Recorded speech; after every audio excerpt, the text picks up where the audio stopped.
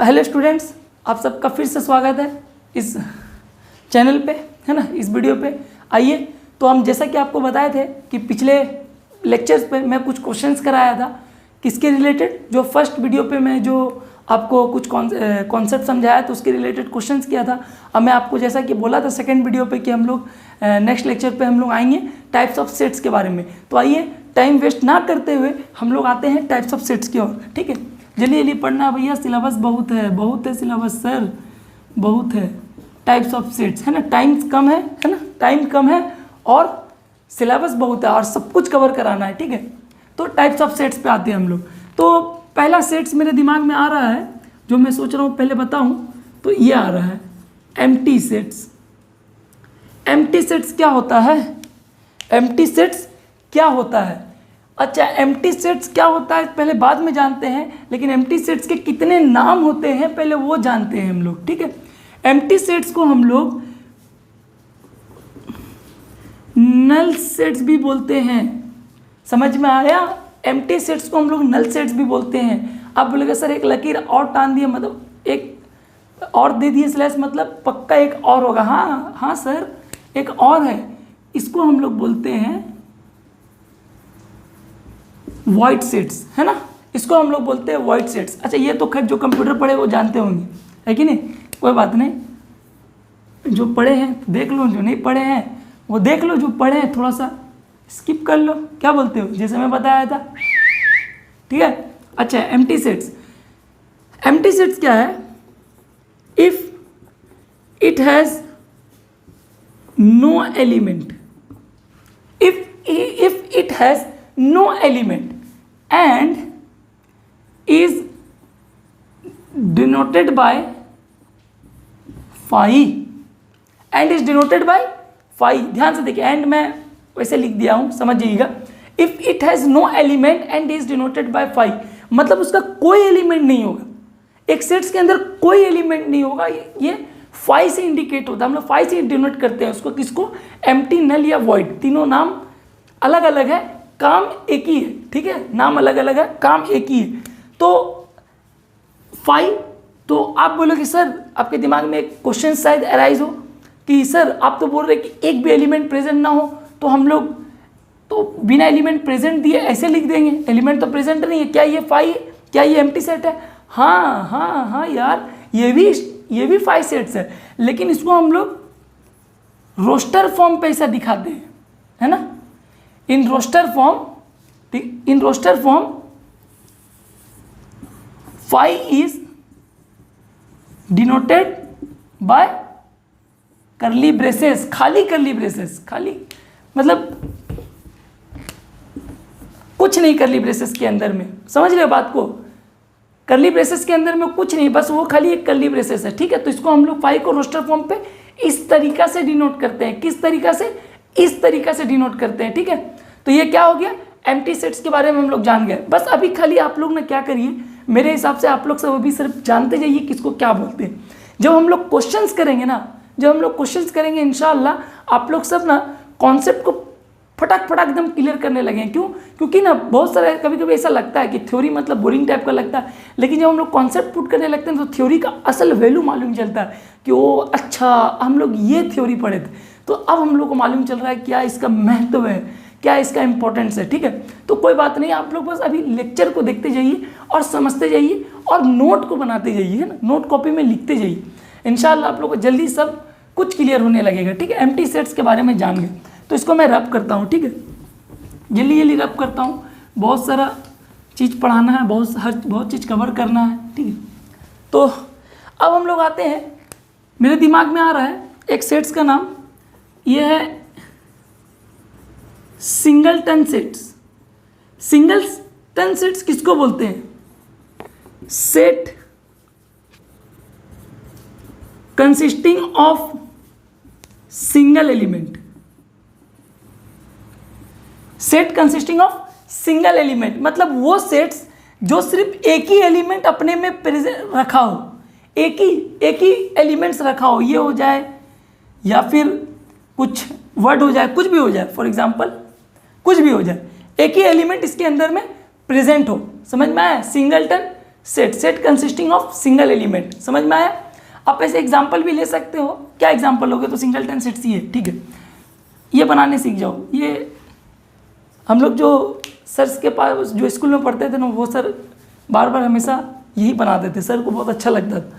तो हम लोग भी देख देख के प्रैक्टिस कर लिए, हम लोग को भी अब अच्छा लगता है। हम लोग कुछ भी वो बहुत कोई ऐसे देते हैं, स्टार देते हैं, बहुत कोई पॉइंट डॉट देते हैं, कोई 1 बिट लिख देते हैं, लेकिन हम लोग का ये सिंबल है कि नहीं, ये बस ऐसी स्टाइल के लिए, कोई बात नहीं।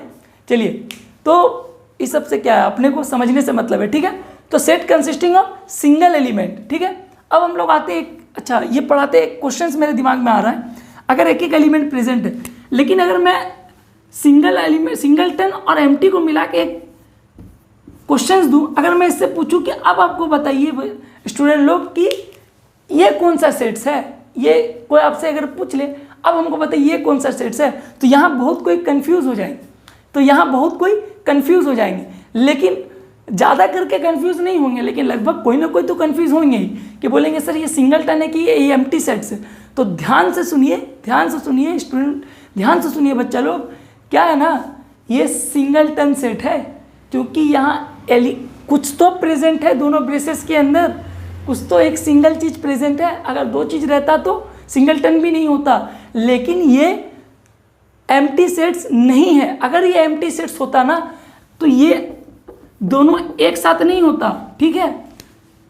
पति अलग होता और पत्नी अलग होती, समझ में आया? ये दोनों एक साथ नहीं होते, या तो ये होते या तो फिर ये होते, तो ये एम्प्टी होते। लेकिन इसके अंदर प्रेजेंट हो जाए तो फिर ये नहीं है एम्प्टी, ये सिंगलटन में बदल जाए, ठीक है। तो सिंगलटन सेट्स क्या होता है, एक एलिमेंट जो सेट प्रेजेंट अपने में रखा हो, एक एलिमेंट सिर्फ सेट्स के अंदर हो। तो आइए रब करते हैं, बहुत कोई पहाड़ जैसा समझने वाला चीज़ नहीं है, ठीक है। बस तुरंत नहीं खटाक खटाक करके समझिए, ठीक है। सिद्धू पाजी बन जाइए आप लोग, हर चीज़ को खटाक से नहीं समझिए, ठीक है।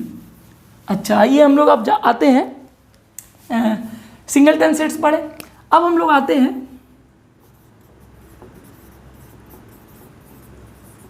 फाइनाइट सेट्स पे आते हैं हम लोग, और उसके बाद आते हैं हम लोग इनफाइनाइट सेट्स पे हम लोग आते हैं। फाइनाइट सेट्स और इनफाइनाइट सेट्स, नाम से काम का पता चल जाना चाहिए। नाम से कभी कभी ऐसा होता है कि नाम से काम का पता चल जाता है कि नहीं। फाइनाइट सेट सिंपल है, आप लोग को पता भी होगा, elements are countable and here elements are uncountable, elements are uncountable, है कि नहीं। सिंपल है, फाइनाइट सेट्स कुछ ना कुछ एलिमेंट्स स्टॉप हो जाएंगे, मतलब जैसे मान लीजिए 1, 2, 3, और इनफाइनाइट्स पे वो ख़त्म ही नहीं होंगे, वो चलते ही रहेंगे, dot dot dot dot dot. समझ में आया? ये कोई घोड़ा डिम जैसा नहीं है, सिंपल है, ठीक है। तो इसमें कुछ ऐसा मतलब नासा का मतलब लेक्चर नहीं दे रहे हैं, मतलब कोई अंतरिक्ष में वो जादू नहीं है, जैसे जादू आप लोग देखे होंगे, तो वो वाला हम लोग नहीं कर रहे हैं। एक सिंपल सा चीज़ है, ठीक है। अपने को जादू से बात भी नहीं करना है, ठीक है। हम लोग को बस खाली समझना है, ठीक है। जादू रोहित को शक्ति दे के चल गया, ठीक है। बाकी अगर आपको शक्ति चाहिए तो घर में हॉर्लिक्स पीजिए आप, ठीक है। रोहित से ज़्यादा शक्ति आप में आ जाएगा। मजाक कर रहा हूँ, ऐसे कोई मतलब सीरियस वाला बात नहीं है, लेकिन हाँ हॉर्लिक्स पिया करिए, है ना।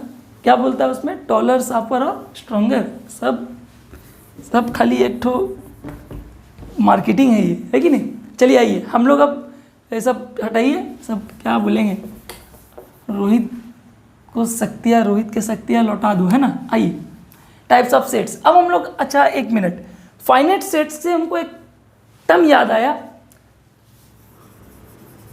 Cardinal number. जो मैं टर्म पढ़ा रहा हूँ ना, जो टर्म्स पढ़ा रहा हूँ, बस जो टॉपिक बस देखते जाइए। कार्डिनल नंबर किसके लिए होता है पता है? कार्डिनल नंबर होता है cardinal number of a finite sets. Cardinal number एक फाइनाइट सेट्स के लिए होता है, कार्डिनल नंबर एक फाइनाइट सेट्स के लिए होता है। क्यों? अभी पता चल जाएगा क्यों फाइनाइट सेट्स के लिए, क्यों इनफाइनाइट के लिए नहीं, अभी पता चल जाएगा। अगर मान लो एक सेट्स में कुछ एलिमेंट्स प्रेजेंट है ना, तो जितने भी एलिमेंट होंगे ना उस सारे एलिमेंट्स जो टोटल एलिमेंट्स होते हैं उसको हम लोग कार्डिनल नंबर बोलते हैं। और उसको रिप्रेजेंट कैसे करते हैं, number of element in set A is equal to 1 2 3 4 5। तो ये अपना क्या है, कार्डिनल नंबर। कार्डिनल नंबर क्या होते हैं, the number of elements present in a sets, number of elements present in a sets, जितना एलिमेंट्स प्रेजेंट है सेट्स में उसको हम लोग क्या बोलते हैं, number of element in A is equal to 5। मतलब कार्डिनल नंबर क्या है इसका, 5 है। तो समझ में आया कार्डिनल नंबर क्या है। चलिए अब हम लोग आते हैं नेक्स्ट, ठीक है। मैं जल्दी मिटा रहा हूँ, ठीक है, और भी बहुत सारा टॉपिक भी पढ़ाना है, ठीक है। बस आप नोट करते जाइए, जहाँ आप लोगों को नहीं समझ में आया वीडियो को फिर से देख लीजिए, और फिर भी नहीं समझ में आया तो आपको तो मैं टिप्स पहला दिन दे ही दिया था कि सांस लीजिए 2 बार और तीसरा बार में सांस को रोक लीजिए, मत छोड़िए, और कोशिश करिए कि सांस बाहर निकले ही नहीं, ठीक है। मजाक कर रहा हूँ, ठीक है। अच्छा, कार्डिनल नंबर आ गए हम लोग, ठीक है। और कार्डिनल नंबर के बाद में हम लोग आते हैं, कार्डिनल नंबर में समझा दिया, हम लोग आते हैं इक्विवेलेंट सेट्स। अच्छा, ऐसे लाइन दे देता हूँ, और इक्वल सेट्स क्या होता है, ठीक है। इक्विवेलेंट सेट्स और इक्वल सेट्स क्या होता है। इक्विवेलेंट सेट्स आते हैं हम लोग इक्विवेलेंट सेट्स पे। क्या होता है, 2 finite sets A and B are equivalent if their cardinal number, NO dot number दे दिया मैं, ठीक है, cardinal number are same. Equivalent sets, equivalent sets कब बोलेंगे हम लोग, जब हम लोग के पास 2 सेट्स गिवन है और वो दोनों का कार्डिनल नंबर अगर सेम है तो हम लोग उसको बोलेंगे इक्विवेलेंट सेट। Equivalent set. तो अब हम लोग जानते हैं इक्वल सेट्स के बारे में। अगर इक्विवेलेंट इसको बोलेंगे तो इक्वल क्या बोलेंगे इस पे, ठीक है। इक्वल सेट्स क्या होता है, if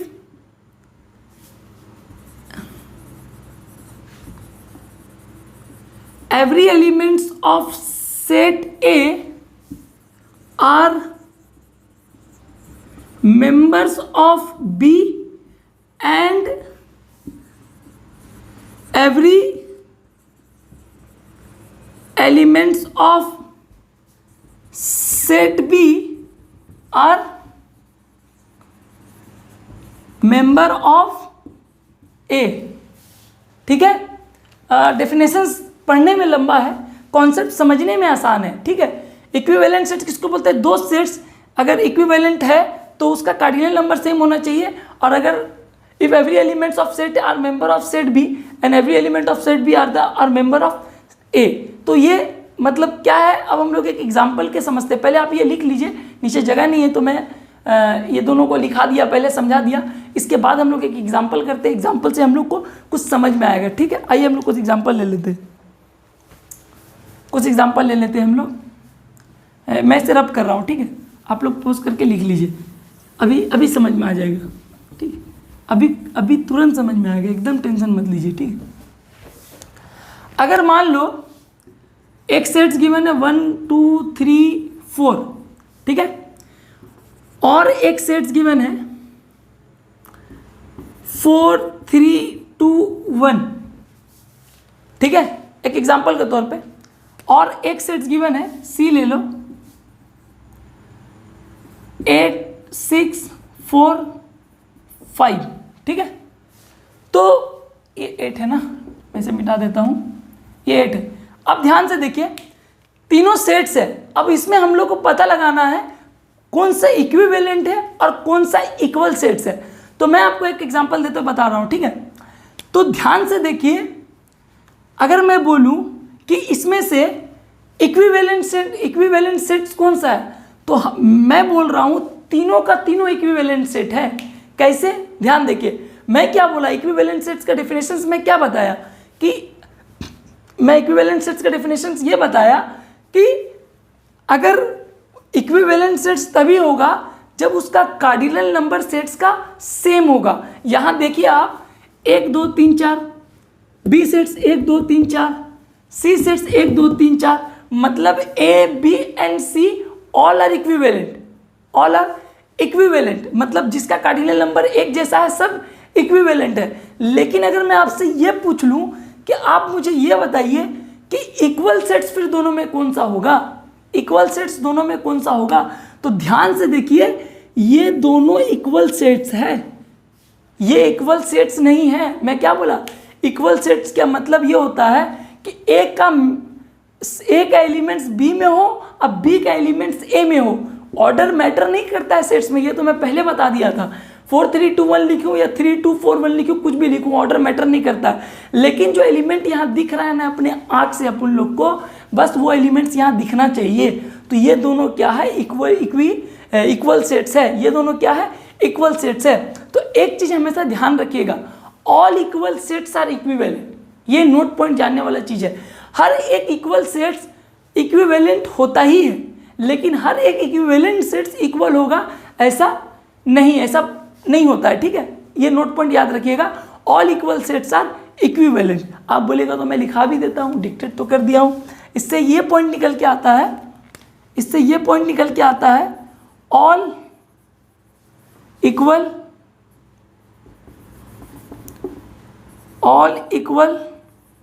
sets are equivalent sets, है ना। All equal sets are equivalent sets, समझ में आया।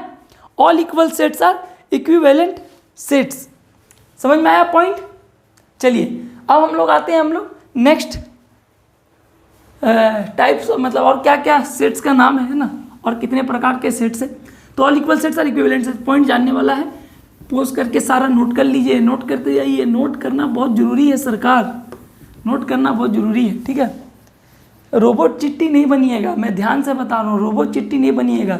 वीडियो देख लिए, सब दिमाग में आ गया, अब तो पूरा चीर देंगे, सबको फाड़ देंगे। वो ज़्यादा सियाना नहीं बनना है, ठीक है, मैं पहले बता रहा हूँ बार बार, ठीक है, ध्यान।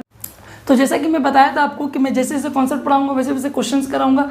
तो इसी वीडियो पे मैं क्वेश्चंस करा देता हूँ, मैं अभी तक जो कॉन्सेप्ट पढ़ाया हूँ, उसके बाद मैं आगे की ओर बढ़ूंगा कि नेक्स्ट टॉपिक क्या है, ठीक है। तो मैं पहले जितना कुछ पढ़ाया हूँ, जैसे अभी तक equal sets, equivalent sets, empty sets, है ना, सिंगलटन सेट्स, जो इसके रिलेटेड जो कुछ क्वेश्चंस है तो मैं उसे करा देता हूँ। क्या होगा इससे ना कि अपना मतलब कॉन्सेप्ट क्लियर हो जाएगा, है कि नहीं। अपना नाम यही है, काम भी वही है, ठीक है, नाम जैसा काम वैसा, ठीक है। ध्यान देखिए, which of the followings are empty sets, ठीक है ना। यहाँ पर हम लोग जानते हैं कि इसमें हमको बताना है कौन सा एम्प्टी सेट्स है, कौन सा एम्प्टी सेट्स नहीं है। एम्प्टी सेट्स जैसा कि मैं बताया था, जहाँ पर कोई एलिमेंट्स होगा ही नहीं, वहाँ सेट्स बनेगा ही नहीं, वो एम्प्टी सेट्स, वो सेट्स बनेगा ही नहीं। तो आइए हम लोग अपने पहले क्वेश्चन की ओर बढ़ते हैं। बता रहा है एक सेट्स वो है, x is such that x square minus 3 is equal to जो एक्स इज अ रेशनल। अच्छा, ये कंडीशंस देखिए क्या बता रहा है इसमें, ये कंडीशंस बता रहा है, x square minus 3 equal to 0। अच्छा ध्यान से देखिए, रेशनल बोल रहा है, तो कभी आप कुछ चीज़ गौर करिए, कभी भी कोई ऐसा कोई मतलब रेशनल नंबर है ये नहीं जिसका स्क्वायर 3 आए। ऐसा कोई रेशनल नंबर नहीं है कि जिसका स्क्वायर करूँ तो 3 आए। मतलब अगर मैं इसे सॉल्व भी करूँ तो ये क्या हो जाएगा, √3 आ जाएगा। तो ऐसा कुछ वो रेशनल नंबर है ये नहीं है। तो पहली बात तो ये क्या आ जाएगा, ये एम्प्टी सेट्स होगा, ये एम्प्टी सेट्स होगा। अरे भाई, रूट के अंदर में जो वैल्यू होते हैं, जो एंड नहीं होते हैं, वो तो इरेशनल होते हैं, ना कि रेशनल होते हैं, ठीक है। तो ये मेरा कोई कंडीशंस बना ही नहीं, मेरा मतलब कोई स्टेटमेंट्स कोई मतलब ही नहीं रहा, मतलब कोई मतलब नहीं, एम्प्टी, खत्म, ठीक है। अच्छा, सेकंड पे आते हैं हम लोग, B, x is an even prime number. क्या समझ में आया आपको, x is an even prime number. Even prime number एक ही है बच्चों, सिर्फ एक ही है, ध्यान से सोचिए, स्टार्टिंग में ही है, वो है 2, है ना। इसको मैं सेट्स में डालूंगा तो एक तो सेट्स है जो कि सेट्स बन रहा है, तो सेट्स बन रहा है मतलब ये क्या है, इसको हम लोग बोलेंगे नॉन एम्प्टी सेट्स। इसको हम लोग क्या बोलेंगे, non empty sets, non empty sets, ठीक है। सेकंड वाला, x is an even prime number, easy है, कोई उतना हार्ड नहीं है बाबू, तैरने नहीं बोल रहा हूँ, समुंदर में कूदने नहीं बोल रहा हूँ, ठीक है, एकदम इजी है, बस खाली x is an even prime number. हाँ, एक्स अगर इवन प्राइम नंबर है, 2 को मैं एक सेट्स में डाल सकता हूँ, खत्म हो गया बात। अब आते हैं हम लोग थर्ड पे। थर्ड क्या कह रहा है, x is such that x more than 5 and less is more than 4 and less than 5 और बोल रहा है x नेचुरल नंबर को बिलोंग कर रहा है।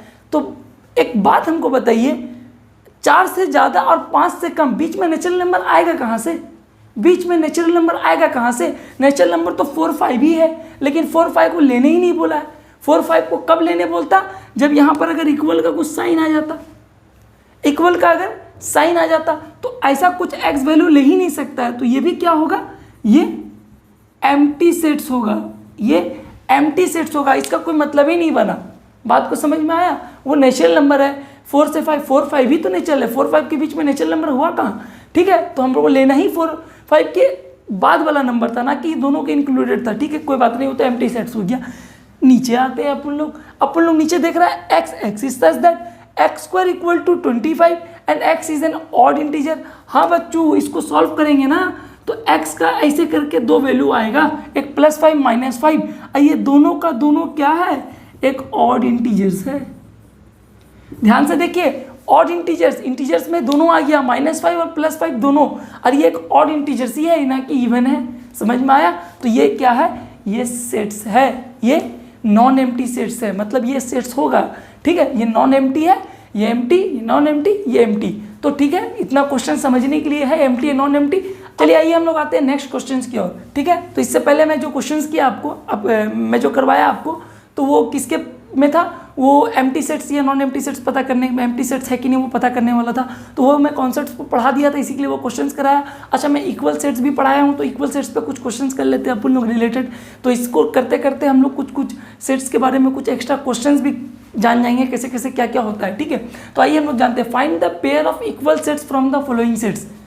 Find the pair of equal sets from the following sets. अच्छा, ध्यान से देखिए, पहले हमको A B C D E इस सब सेट्स में से ना कुछ एम्प्टी सेट्स मतलब इक्वल सेट्स पता करना है कि ये सारे सेट्स में से जो जितने हैं उसमें से कोई एक सेट्स बताइए जो पेयर में दोनों इक्वल है। ठीक है, आइए मैं पता करता हूँ। पहला सेट्स तो ऑलरेडी डिफाइन कर दिया, इसका क्या है? 0 है, एक एलिमेंट दिया हुआ है 0, एक सिंगल एलिमेंट कंटेन कर रहा है। ठीक है, बी क्या बोल रहा है? बी बोल रहा है B x is such that x is more than 15 and x less than 5। अच्छा, x more than 15 and x less than 5, अरे ऐसा कुछ लॉजिक ही नहीं होता है। अरे ऐसा कोई लॉजिक लगेगा ही नहीं। एक्स 5 से कम है, 15 से ज़्यादा है, ये कोई बात में बात है? अरे यार ये कुछ नहीं, ये 5 सेट होगा पक्का। ये क्या होगा? पक्का नहीं, गारंटी, ये 5 सेट होगा। बी क्या है मेरा? यहाँ 5 सेट निकल के आ रहा। सॉरी, मैं फिर गलती किया, ये सिंगलटन हो जाता, ये 5 सेट्स होगा। ठीक है, मतलब कुछ नहीं, ये एम्प्टी सेट्स हो गया। ठीक है, अच्छा हम लोग आते हैं सी पे। सी क्या है? X is such that x -5 equal to 0। तो सिंपल सा बात है भाई, एक्स इज इक्वल टू 5, मतलब यहाँ पर सिर्फ एक एलिमेंट कंटेंट होगा, वो है 5। सी का क्या आ रहा है? 5 आ रहा है, तो एक सेट्स में खाली 5 आ रहा है। इसमें देखिए, इससे पहले मैं जस्ट कराया हूँ, उससे पहले अभी x² इक्वल टू 25, तो x is such that D का वैल्यू क्या होगा? डी क्या ले सकता है? एक तो -5, एक तो +5। अच्छा, आप लोग बता सकते हैं हम लोग +-5 क्यों लिखते हैं रूट हटने के बाद? क्यों? क्योंकि हमको मालूम नहीं है कि x का वैल्यू +5 है या फिर -5 है, कि दोनों का स्क्वायर करने से 25 ही मिलता है। तो ये कॉन्सेप्ट अपने को थोड़ी, ये हमको थोड़ी पता है कि ये 5 से आ रहा है कि -5 से आ रहा है, तभी हम लोग यहाँ पर लिखते हैं। ये पता होना चाहिए आप लोग को, नहीं होगा तो हम लोग आगे जितना भी हम लोग चैप्टर करेंगे उसमें बहुत बार ऐसा आएगा, जैसे ट्रिग्नोमेट्री में और भी आगे में, तो हम लोग सब पता करेंगे। ठीक है, तो डी का क्या आ रहा है? सेट्स -5 और 5, डी का 2 एलिमेंट आ रहा है। अच्छा, ई में क्या बोल रहा है? ई में बोल रहा है x is an integral positive root of equations, मतलब एक इक्वेशंस जो है ना उसका पॉजिटिव रूट पता होना चाहिए। इसको हम लोग फर्दर सॉल्व कर लेते हैं। पहले x² -15 का जो हम लोग फैक्टर करते हैं तो क्या आता है? 3 5 जो है ना, तो 3 5 जो मतलब 5 पहले हो गया, 5x + 3x -15 is equal to 0। अच्छा, यहाँ ध्यान से देखिए, x कॉमन लेंगे तो x -5 + 3 कॉमन लेंगे तो x -5 इक्वल टू 0।